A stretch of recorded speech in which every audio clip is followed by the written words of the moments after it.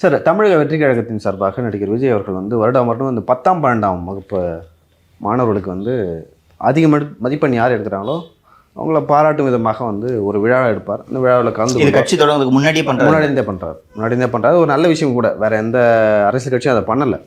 பண்ணுறாரு. அரசியல் ஏதாவது பேசுவாரா இல்லையா அப்படின்னு சொல்லிட்டு நான் பார்த்தேன். எதுவுமே பேசினால. ஒரு இடத்த வந்து ஏதோ ஒரு இடத்த கோடி கோடியாக அடுத்த வருஷம் பாருங்கள் கொட்டும் ஏதோ ஒரு விஷயம் சொல்லியிருந்தார்.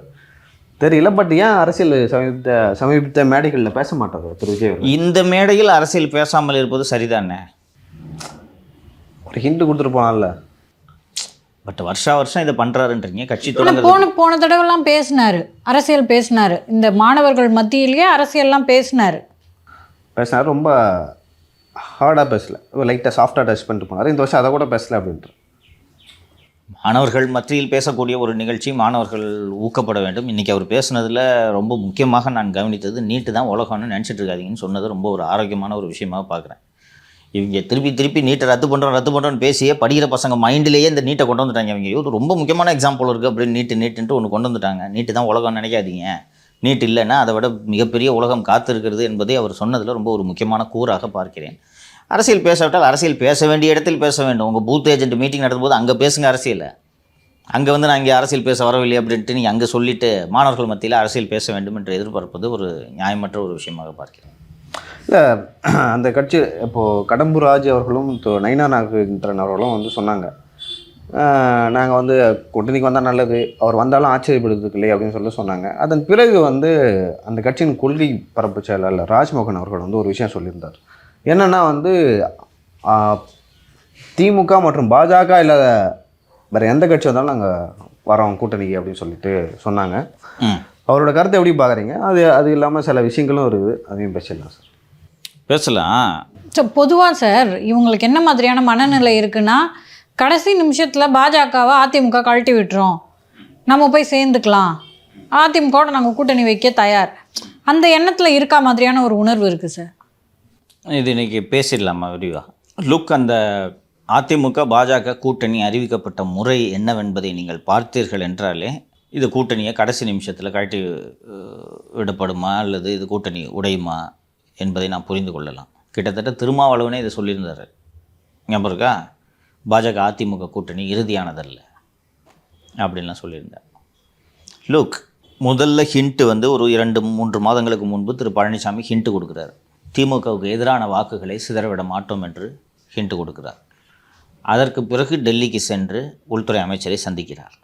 சந்தித்து விட்டு ஏப்ரல் 13, 12 அல்லது 13 அன்று 11 சென்னை வந்து உள்துறை அமைச்சர் திரு அமித்ஷா அவர்களும் எடப்பாடி பழனிசாமி அவர்களும் ஒரே மேடையில் அமர்ந்து கூட்டணியை அறிவிக்கிறார்கள். இந்த கூட்டணியை ஏற்றுக்கொண்டதால் அண்ணா திராவிட முன்னேற்ற கழகத்துக்கு என்னென்ன பலன்கள் சாதகங்கள் என்பதை நாம் ரொம்ப விரிவாக அறிவித்திருக்கிறோம். ஒரே ஒரு விஷயத்தை மட்டும் ரீகலெக்ட் பண்ணுனா சரியாக இருக்கும்ட்டு நினைக்கிறேன்.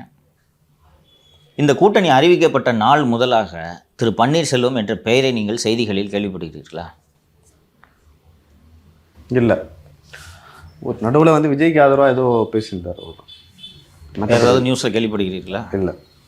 பழனிசாமி என்று ஏகடியம் பேசி கொண்டிருந்த அமமுகவின் தலைவர் திரு டிடிவி தினகரன் அவர்கள் அதிமுக வெற்றி பெற பாடுபடுவேன் என்று சொல்லியிருக்கிறார். அதிமுக தலைமையிலான கூட்டணின்ட்டு கட்சிகளை எல்லாம் துண்டு துண்டாக உடைப்பதையே முழு நேரமாக வேலையாக வைத்து கொண்டிருக்கக்கூடிய திரு அமித்ஷா அவர்கள் தமிழகத்தில் திரு பழனிசாமிஜி அவர்கள் தலைமையில் கூட்டணி என்று சொல்லிவிட்டார். எதற்காக இந்த கூட்டணியை அதிமுக உடைக்க வேண்டும் என்று சொல்லுங்கள். என்ன லாபம் சொல்லுங்கள். போதுமான பலம் இல்லை திமுகவை எதிர்க்கிறதுக்கு. தாவேகா வருவாங்க, வருவதன் மூலமா பலம் கூடும், திமுக தோற்று போகும் அப்படின்னு வச்சா, தாவேகா பிஜேபி இருக்கிறதுனால வர தயாரா இல்லை, அதனால நீங்க பிஜேபி கழட்டி விடுங்க, நாங்க வரோம். நீங்க அதை தாண்டி வந்து பாஜக பலமா தமிழக வெற்றி கழகம் வந்தா பலமான்னு பார்த்தா, தமிழக வெற்றி கழகம் வந்தால் தான் பலம் அதிமுக அப்படின்னு நினைக்கலாம். சரி, நான் ஏற்கனவே உங்கள்கிட்ட சொல்லியிருக்கிறேன், ஒரு விஷயத்தை செய்யும்போது what is the cost benefit என்று அனலைஸ் பண்ணணும். தமிழக வெற்றி கழகம் வருவது பலன், ஒரு பெனிஃபிட் என்று வைத்துக்கொண்டால் அதற்காக அதிமுக கொடுக்கக்கூடிய காஸ்ட் என்ன? எவ்வளோ சீட்டுக்கு ஒத்துக்குவாங்க தாவேக்கா சொல்லுங்கள். பிஜேபி இல்லை கழட்டி விட்டுறாரு, அடுத்த வாரம் கழட்டி விட்றாருன்னு ஒரு வாதத்துக்கு வச்சுக்குவோம், எவ்வளோ சீட்டு கேட்பாங்க? 80.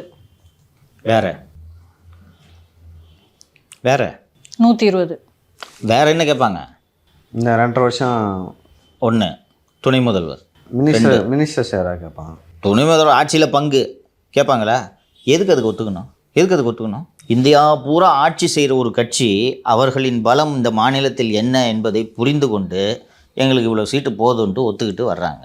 சோஷியல் மீடியாவை தவிர உங்கள் பலம் எங்கே இருக்குன்றது உங்களுக்கே தெரியாது. நீங்கள் வந்து எனக்கு 2.5 வருஷம் 2.5 வருஷம் சிஎம் போஸ்ட்டு கொடுங்க, டெப்டி சீஃப் மினிஸ்டர் கொடுங்க, 90 சீட்டு கொடுங்கன்னு கேட்டுக்கிட்டு இருக்கீங்க. இது தேவையா எடப்பாடிக்கு? இது ஒரு புறம். இறுதி நேரத்தில் ஒருவேளை கூட்டணியை உடைக்கிறார் என்றால் பிஜேபி இவர்களை என்ன செய்யும்? விட்டுருவாங்களா? குறைஞ்சது பிஜேபி கூட கூட்டணி வச்சதுனால ராஜ்யசபா தேர்தலுக்கு 4 எம்எல்ஏவோட சப்போர்ட் கிடைக்குதா? என்ன பிரயோஜனம் உங்களால்? 2.5% 3% வைத்து கொண்டிருக்கக்கூடிய இடதுசாரி கட்சிகளும் விடுதலை சிறுத்தைகளுமே உங்களை நம்பி வருவதற்கு தயாராக இல்லை. இவ்வளோ பெரிய கட்சி உங்களை நம்பி பிஜேபி கூட்டணி உடச்சிக்கிட்டு வரணுமா? நடக்குமா? அது மல்லாகப்படுத்தி விட்டத்தை பார்த்து கனவு கண்டு கொண்டிருக்கிறார்கள். அந்த தாவேகளை பேசக்கூடிய நிர்வாகிகள் எல்லாருமே தான் சொல்கிறாங்க, யோ ஏடிங்க கூட கூட்டணி கிடையாது, தனியாக நிற்க போகிறேன்னு சொல்லுங்கள். அப்படி தானேப்பா சொல்லணுங்க? ஒரு யானை பலத்தோடு, ஒரு யானை இல்லை 2 யானை பலத்தோடு எங்களது தலைவர் விஜய் இருக்கிறார்.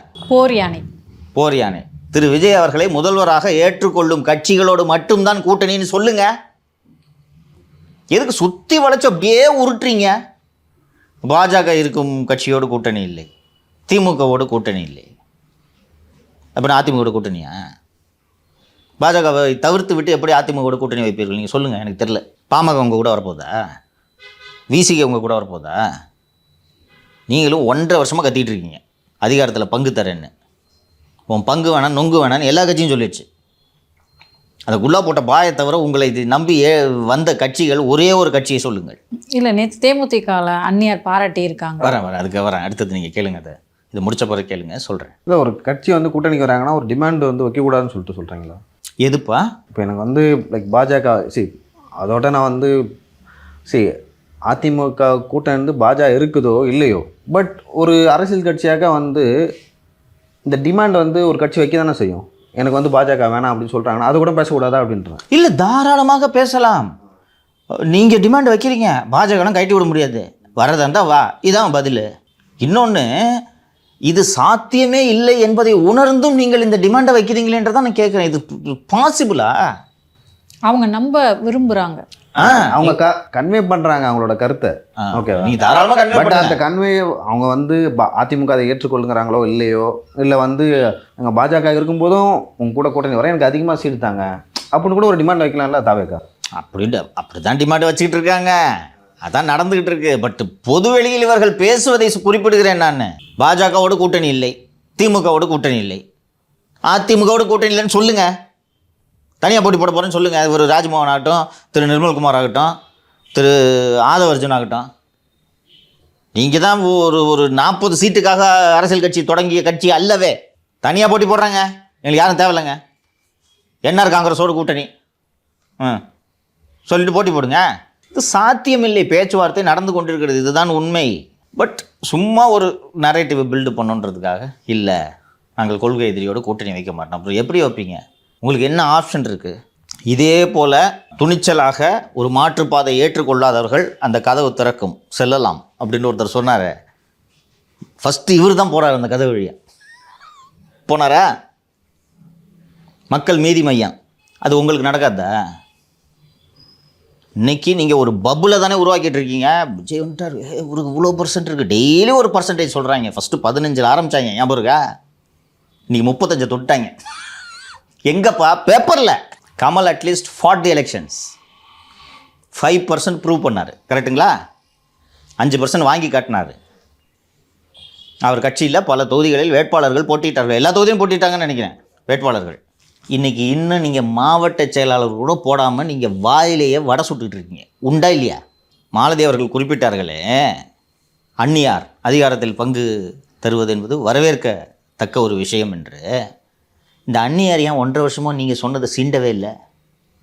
இப்போது ஏன் சொல்கிறார்? நாடாளுமன்ற தேர்தல், மாநிலங்களவை சீட்டு தர்றேன்னு சொல்லிட்டு தரல. அந்த காண்டில் நாங்கள் விஜய் கட்சி இருக்காங்க போயிடுவோன்னு சொல்லிட்டு சும்மா சொல்கிறார்கள் இல்லையா? அப்படியே போனாலும் பெரிய பலம் பொருந்திய ஒரு கூட்டணியாக அது மாறாது. இல்லை பெரிய பலமுறுதி கூட்டணினா வச்சுங்க, சரி போய் போட்டி போடுங்க. சரி, இப்போ அந்நியார் சொல்லிவிட்டார், அதிகாரத்தில் பங்கு என்று அவர்கள் சொல்வது வரவேற்க தகுந்ததுன்னு சொல்லிட்டாரு. தேமுதிகவோடு கூட்டணி அமைத்து நாங்கள் 26 தேர்தலை சந்திக்க போகிறோன்னு அனௌன்ஸ் பண்ணுங்கப்பா. வருதா ஒரு வார்த்தை? இதான் நடக்க போகுது. நீங்கள் தனியாக போட்டியிட்டுலாம் நீங்கள் ஒன்றில் 10 சீட்டு ஜெயிக்க முடியுமாப்பா? சொல்லுப்பா, 10 சீட்டு ஜெயிக்குமா தாவேக? சொல்லு.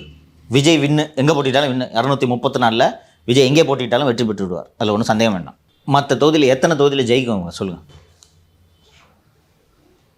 10 மாதம் எலெக்ஷனுக்கு 10 மாதம் முன்னாடி நீங்கள் சர்வே எடுக்கிறீங்க, வேட்பாளர் அனௌன்ஸ் பண்ணல, கூட்டணிகள் இன்னும் அமையவில்லை. இந்த சூழ்நிலையில் நீங்கள் இங்கேயே உட்காந்துக்கிட்டு ஐபேட் எடுத்துகிட்டு நீங்களே ஒரு கிராஃபிக்ஸ்லாம் போட்டுட்டு 30%, 35% உங்கள் இஷ்டம் தானே, நம்பரை போட்டால் அது கிராஃப் போட்டு கொடுக்க போகுது. இன்னைக்கு அதிமுக கூட நாங்கள் வரோம், பாஜக இல்லைனா வரோம்னு பேசுகிற நீங்கள், பாஜக இல்லாமல் ஒரு டைமில் இருந்தாங்கல்ல, அன்னைக்கெலாம் வாயே திறக்கல. அன்னைக்கு பேச வேண்டியது தானே.